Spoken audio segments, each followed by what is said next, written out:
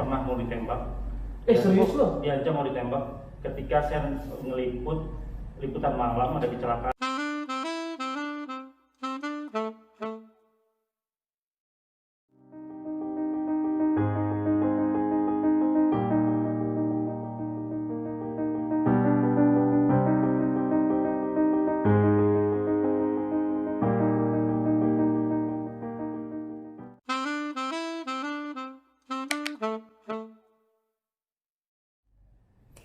Udah on. Hai, assalamualaikum warahmatullahi wabarakatuh. Sampurasun, ketemu kembali di channel Dosen Galau TV. Oke, alhamdulillah hari ini gue ketemu temen, sahabat, kawan, sohib, lawan, orang-orang yang suka curhat setiap malam. Yang kalau pulang itu nunggu malam banget gitu kan, waktu aktif-aktif kerja gitu kan, yaitu Bang Uding. Apa kabar? Oke, Bos. Oke, selamat malam semuanya. Bisa malam, bisa pagi. Kalian nontonnya kapanpun ya, karena ini adalah channel di YouTube. Saya adalah mantan dosen. Ya, mantan dosen. Ada yang curhat, ada yang curhat. Saya mantan wartawan jurnalis TV selama 16 tahun lebih. 16 tahun. Kemudian masuk kampus, menyiapkan orang-orang untuk ke televisi, dan baru-baru ini nonaktif untuk aktif lagi nantinya. Selain saya jadi wartawan, dosen, saya juga pernah, saya sampai hari ini masih sebagai blogger, influencer. Buzzer. Iya, buzzer. Tapi bukan buzzer RP itu ya. Itu aja sih. Tahun 97 jadi wartawan TV, ya kan? Kemudian selesai di dunia wartawan tahun 2013. Nah, pengalaman yang paling berharga apa di dunia wartawan? Nggak tahu saya mungkin berharga atau enggak, tapi saya pernah mau ditembak. Serius loh? Diancam mau ditembak ketika saya ngeliput liputan malam ada kecelakaan di SCBD, mobil terbalik. Yang bawa mobilnya itu supirnya sebenarnya, tapi yang punya itu anak seorang jenderal lah kabarnya. Ditelepon, orang itu datang marah-marah ke kita, tim anti waktu itu. Dibilang kalau sampai ditayangin kita mau kita akan tembak katanya. Saya bilang saya nggak ada urusan dengan anda, saya urusannya dengan kantor.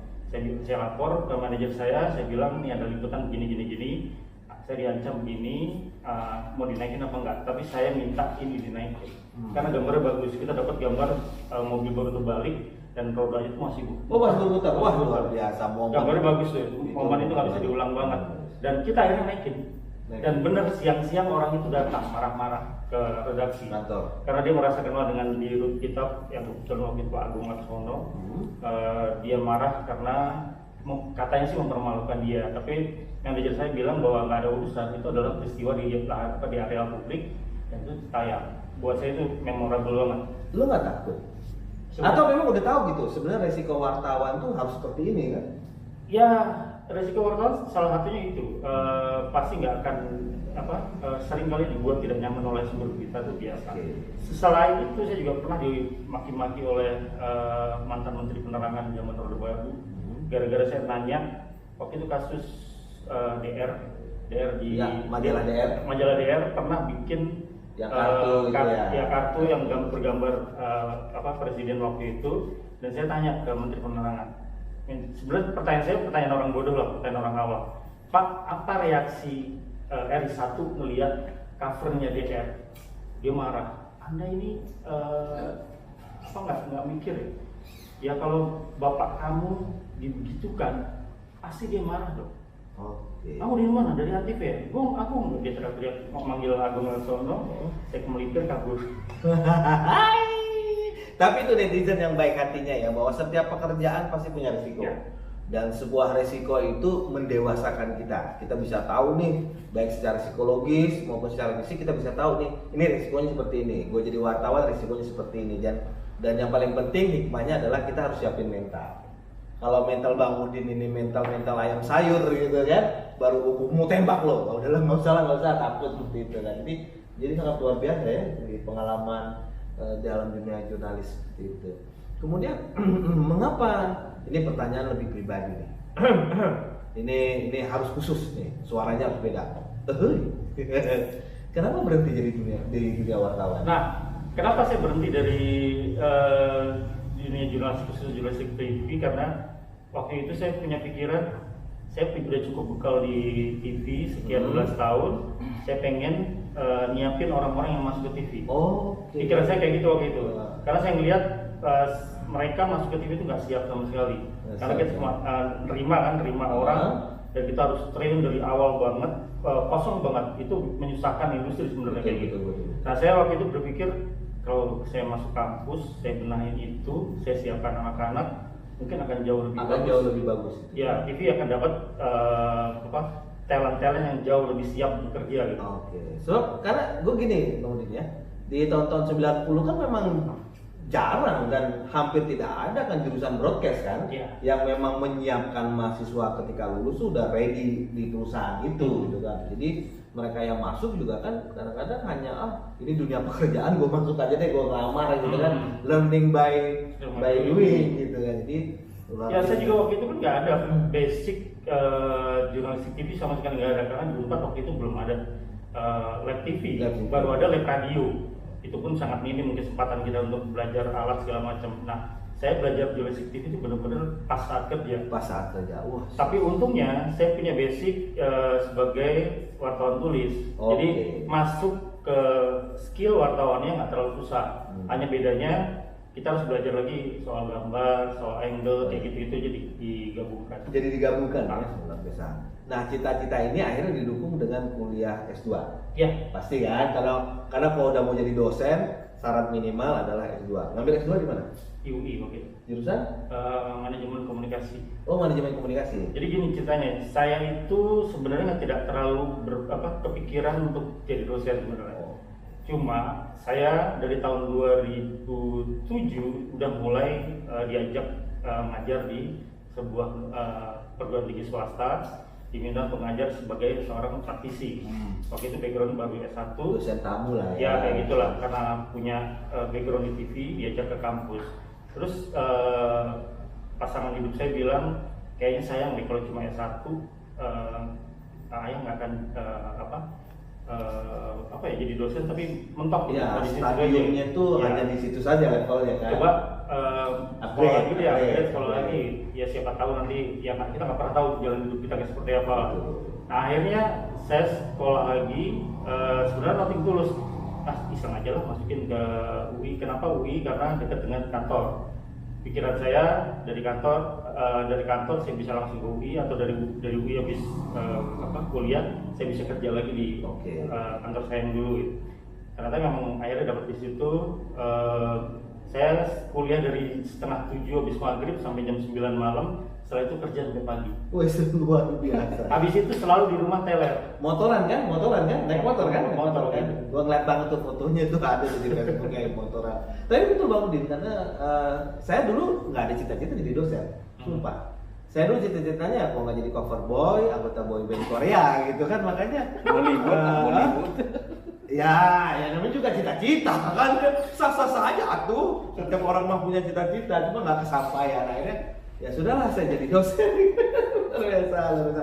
Minum dulu. Ini perbincangannya sangat serius sekali, netizen yang baik hatinya. Tapi inilah pelajaran, kita banyak menangkap bahwa di semua video-video yang tamu-tamu saya yang datang itu selalu ada satu cerita yang tidak pernah direncanakan. Dia muncul begitu saja. Begitu juga dengan Bang Udin. Cita-cita dulu menjadi wartawan tulis kan, karena sering nulis, tiba-tiba akhirnya kecebur di dunia pertelevisian. Dan sekarang dia menjadi dosen broadcasting di salah satu kampus swasta yang ada di Bilangan Ciputat ya.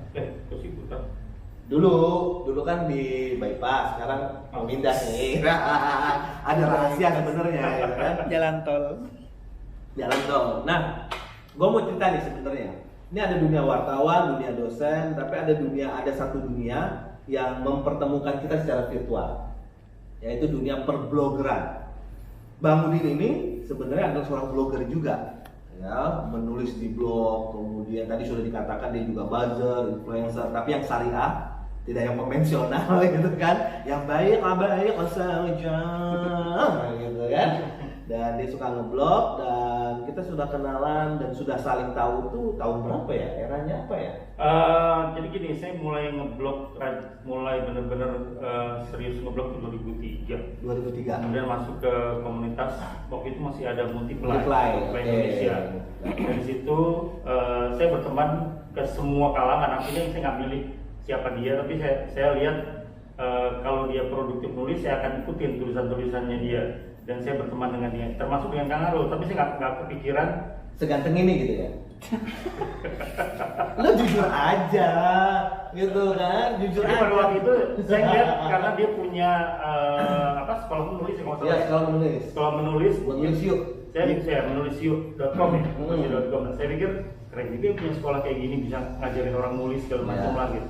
Jadi saya follow dia, cuma sekedar follow dan kayaknya kita belum sempat berteman ya.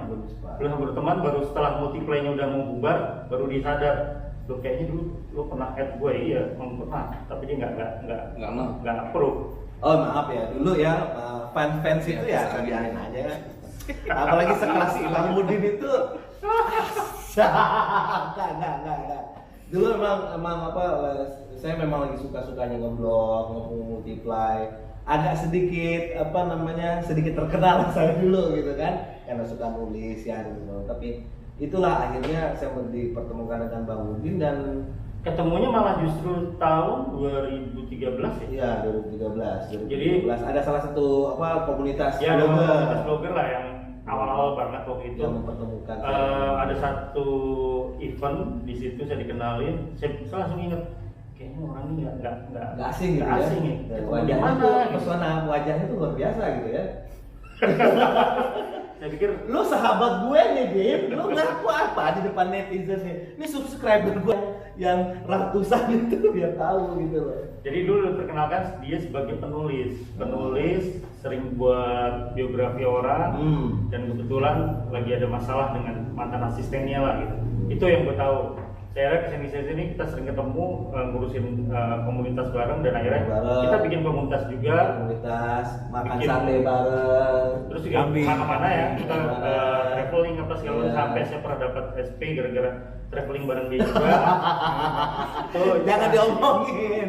Jadi Bang Udin ini gara-gara suka traveling, gara-gara suka jalan-jalan, hasrat perbloggeran yang tinggi sampai kena SP1 netizen, SP1 dari perusahaan. Dan itu pertama kali dalam sejarah profesional saya. Oh gitu? Iya. Dan nggak pernah lagi habis itu, karena saya takut terus. takut kena SP lagi. Saya diancam ditembak nggak takut, tapi kena SP bagi saya itu memalukan lah sebenarnya.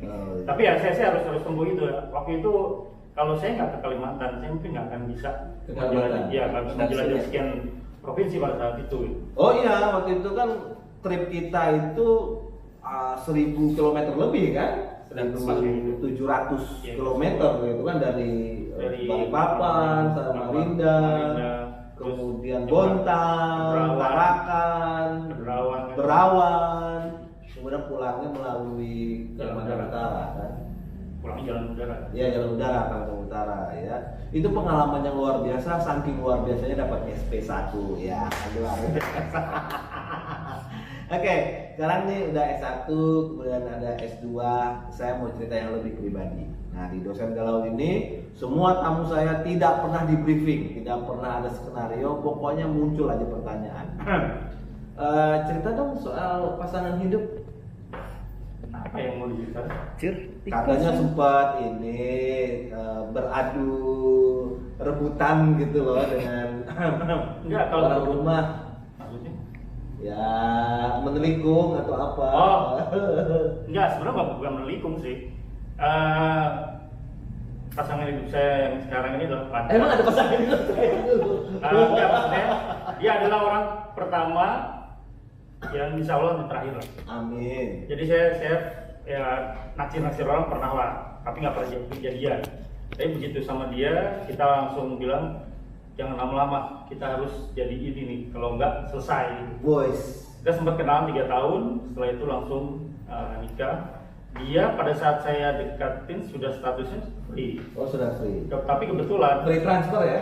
Free transfer. Sepak bola. Emang sepak bola? Saya kenal dia itu dari mantannya dia. Jadi saya sama mantannya satu lokasi KKN. Satu lokasi KKN. Dikenalkan sama istri saya itu, dan setelah mereka bubar, saya masuk. Oh, gitu. yes. Jadi bukan saya menelikung. Tapi betul, bukan. Jadi saya ralat ya, bukan menelikung, tapi masuk di momen yang tepat. Sah, ya kan? Tapi biar netizen tahu, istri Bang Udin ini dosen juga loh. Iya. Ya kan, dosennya. Dosen sama komunikasi juga. Dosen komunikasi juga. Jadi pasangan dosen komunikasi gitu kan. Seru nggak tuh di rumah? Sesama dosen gitu loh. Paling kalau kita diskusi sampai kita ya ledek-ledekan lah gitu. Ledek-ledekan yang kadang kita dari dulu dikenal sama orang tua kita dua-dua yang keras kepala. Wah, kalau celah-celahan itu udah sampai digituin. Tapi setelah ya kan makin di sini makin kita makin kompak, makin kuat. Sebentar, makin kesini tuh maksudnya makin apa? Makin maksudnya tua. Kan makin tua lah. Oh gitu. Makin kita punya anak, kemudian juga pendidikan kita meningkat, itu ya lebih stabil emosionalnya. Ya. Emosional lebih stabil. Oke, netizen yang baik hatinya, luar biasa pengalaman Bang Udin ini ya. S1, kemudian S2, jadi wartawan, jadi dosen, jadi blogger, semuanya dikerjain, kemudian mereview juga hotel ya, tempat liburan, apa akun Instagramnya? @liburan di hotel. @liburan di hotel, karena Bang Udin ini suka jalan-jalan, dan di saat-saat sekarang ini Bang Udin lagi mau nge-branding dirinya sebagai orang yang sering tidur di hotel. Ya, jadi lihat aja tuh akun Instagramnya, pasti akan lihat dia tidur pakai selimut di kamar, gitu kan? Seru gitu kan? Pokoknya dibuka-buka aja deh, gitu kan? Oke Bang Udin, ini 3 kata yang bisa menggambarkan seorang Saifuddin Sayuti itu apa sih yang bisa dikenal dengan orang? Apa ya? Yang jelas saya nggak bisa diem. Oke, 1 nggak bisa diam, kelihatan. Ya. Ya, SP1 itu sudah menunjukkan bahwa dia tidak bisa diam. Sebenarnya saya tahu batas, misalnya gini, saya terikat aturan-aturan organisasi tertentu yang tidak boleh saya langgar ya. Tapi ada satu kadang-kadang saya melihat ada satu opportunity di luar, saya harus ambil itu. Gitu. Oke. Jadi saya nggak bisa diem, saya harus ambil itu walaupun resikonya ya salah satunya itu. Atau memang betul juga sih, kadang-kadang ini kesempatan itu tidak datang 2 kali Bang Udin. Iya benar. Jadi ketika ada satu kesempatan, raihlah. Jangan kayak kameramen saya, kesempatan datang mulu, nggak di follow upin gitu kan, jadi wafu gitu loh. Jadi hidupnya aduh sedih juga gitu kan. Oke, lupakan kameramen saya itu. Yang kedua, haus ilmu. Haus ilmu. Sampai seusia sekarang ya, sampai saat ini saya selalu belajar apapun. Dari mulai kayak editing sampai sekarang saya belum katam-katam. Jadi selalu saya belajar terus editing video ya. Kemudian nulis pun buat saya itu bukan kerja selesai. Nulis buku kan udah jadi dosen. Nah itu dia. Itu PR terbesar saya nulis buku. Kan legasi seseorang itu kan ditinggalkan. Saya pengen banget buku. Saya udah pernah bikin rancangan buku tapi nggak pernah jalan karena ya itu tadi ya ada konsekuensi sekian jam yang membuat saya harus mengerjakan hal yang lebih pokok dibanding itu. Jadi netizen yang baik hatinya, dulu selama 3-4 tahun saya mengenal Bang Udin, saya selalu menyebutnya dengan sebutan dosen 40 jam. Jadi bercandaan tuh, bro 40 jam ya? Jadi bercandanya kayak gitu. Oke, yang ketiga. Yang ketiga apa ya? Sayang keluarga yang terus. Iya, sayang keluarga.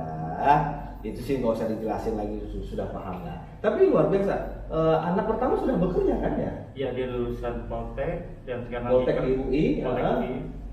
Dia lagi kerja dan sekarang kuliah lagi. Kuliah lagi. Pakai duit sendiri. Pakai duit sendiri. Wah, luar biasa. Luar biasa. Makanya berapa kali Bang Udin sebenarnya Kang Arul, gue sebenarnya udah nggak ada lagi yang ingin gue kejar kan? Gitu kan? Sebenarnya sih karena kalau udah ada yang satu yang mentas agak turun lah ini beban kita gitu. Walaupun masih ada 2 sih, yang satu kuliah satu SMA, tapi buat saya beda challenge-nya gitu. Challenge-nya beda dan rezekinya selalu ada kan? Ya saya yakin itu. Tapi sebenarnya netizen yang baik hatinya hanya di Dosen Galau TV ini, saya punya satu rahasia yang belum banyak orang tahu. Bang Udin itu sebenarnya punya cita-cita umroh. Punya cita-cita umroh. sama istri, sama emak. Iya.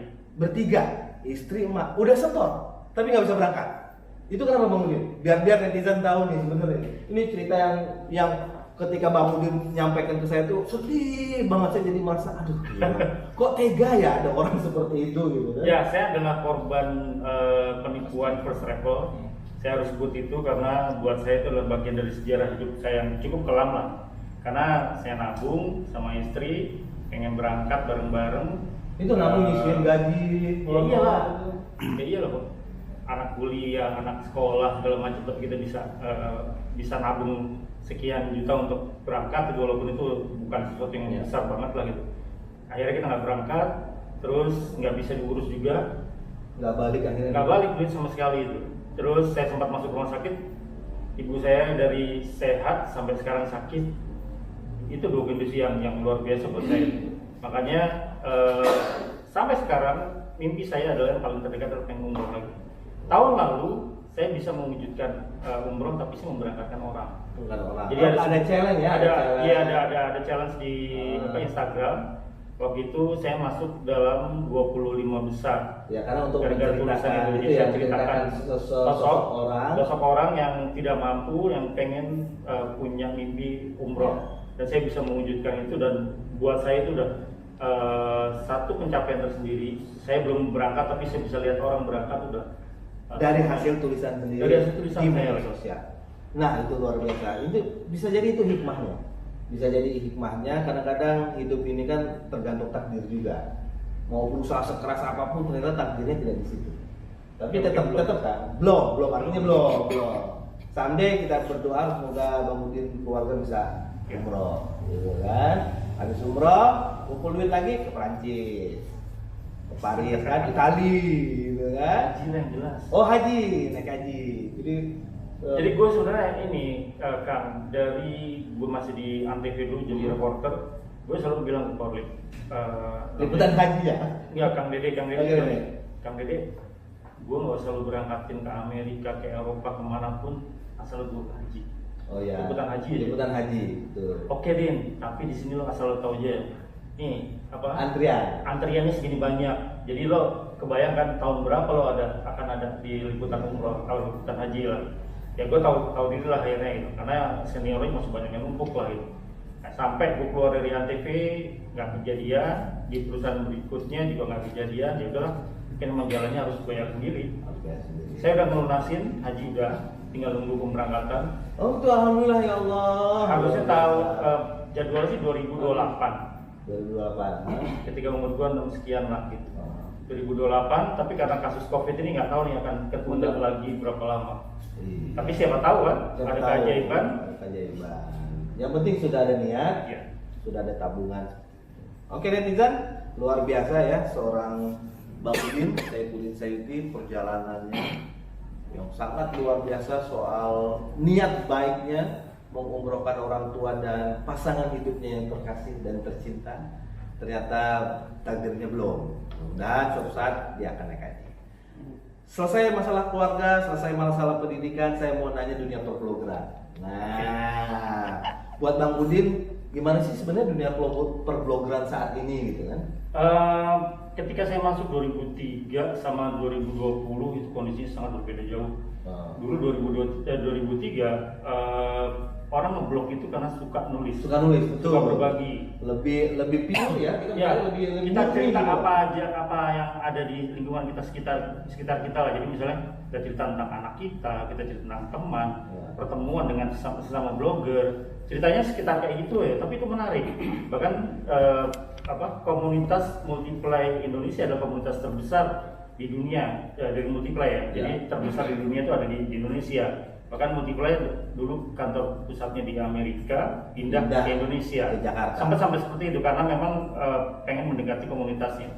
Nah, beda dengan tahun 2020 sekarang di mana ya mungkin industri berkembang, blogger juga dianggap sebagai salah satu alat marketing. Akhirnya ngeblog bukan lagi sekedar menulis, tapi kadang pesanan, corong ya. Ya, jadi corong ya, entah itu perusahaan, entah itu politisi, entah apapun lah. Jadi semua pihak sekarang bisa memanfaatkan blogger dan sebenarnya nggak ada salah juga gitu.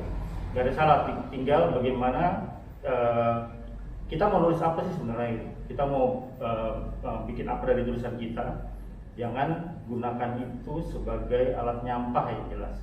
Saya selalu punya pedoman, jangan pernah nyampah di media sosial. Jangan pernah nyampah di media sosial. Catat, jangan pernah nyampah di media sosial. Teman-teman bisa cek di Facebook saya, Instagram atau Twitter saya.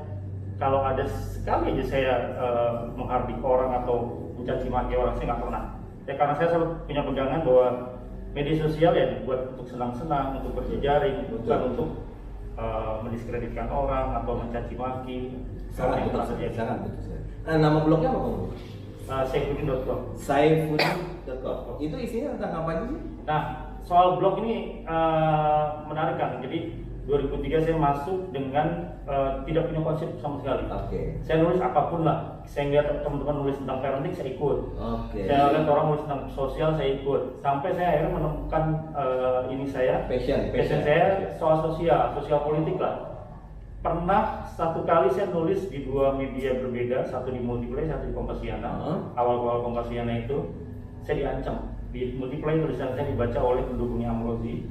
Saya diancam dibunuh juga di pendukung Amrozi. Tapi di Kompasiana nggak ada yang bereaksi sebesar itu. Orang baca apresiasi. Waktu itu saya buat tentang liputan TV One tentang teroris. Jadi saya melihat dari sisi jurnalistik TV lah gitu. Saya gini, tapi orang di Multiplay melihat saya merugikan Amrozi. Saya bisa diancam untuk dibunuh. Akhirnya komen saya matikan. Fitur komen saya matikan, jadi orang hanya bisa baca. Karena saya bisa baca itu. Tapi itu ancamannya udah banyak banget ya berarti? Banyak sih enggak, ada beberapa. Tapi akhirnya saya matikan, jadi udahlah daripada saya juga nggak tenang walaupun saya nggak tahu bentuk ancaman seperti apa kan. Dia hanya mengancam bahwa saya akan dibunuh oleh pendukung yang Amrozi lah segala macam. Tapi ya alhamdulillah sampai sekarang saya masih ada di sini. Pokoknya gitu netizen, asal kita yakin dengan nilai-nilai yang kita percayai, jalannya lurus, kemudian tidak aneh-aneh, dan bismillah ada Allah yang melindungi kita, jalan terus. Karena itu prinsip idealisme. Luar biasa ya, hari ini saya mengundang sahabat saya yang sebenarnya udah berapa kali mau nongol tapi ditolak mulu, nggak tahu tiba-tiba hari ini dia mau gitu kan, entah apa yang terjadi saya juga nggak paham. Karena bukan selebriti gitu kan. Tapi luar biasa perjalanan hidupnya, perjalanan karirnya, sampai ancaman-ancaman yang datang ke diri Bang Udin ini, tapi dia tetap teguh dan tetap tegar. Itulah pelajaran terpenting netizen yang baik hatinya. Satu, jangan pernah nyampah di media sosial. Kedua, pegang prinsip secara teguh, karena bekerja dengan baik, bekerja dengan profesional, apapun kondisinya, apapun ancamannya, kita harus tetap bekerja dengan idealisme kita. Karena kita pasti yakin niat kita baik, apa yang kita lakukan baik, apa yang kita kerjakan selalu baik. Wah, luar biasa. Terakhir Bang Udin, ada yang ingin disampaikan nggak kepada netizen yang baik hatinya? Sebenarnya saya harus mengulangi tadi. Saya hanya pengen media sosial Indonesia digunakan sesuai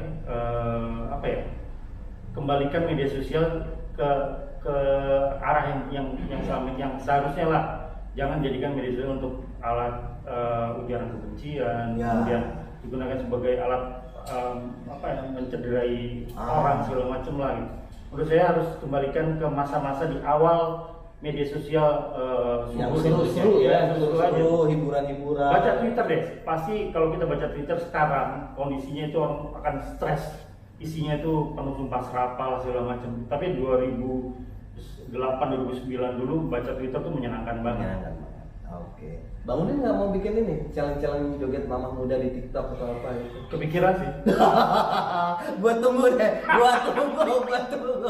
Oke netizen yang baik hatinya, terima kasih sudah ngikutin dari detik pertama sampai terakhir cerita gue bareng sahabat gue banget ini Bang Udin, dan mudah-mudahan banyak cerita baik yang muncul, banyak hikmah yang bisa kita dapat. Thank you Bang Udin di kesempatan ini. Selamat jumpa kembali dengan tamu-tamu saya di channel Dosen Galau TV, dan mudah-mudahan video-video yang Anda tonton akan mendapatkan pelajaran dan minimal lah ada cerita baik lah yang bisa diambil. Thank you dan assalamualaikum.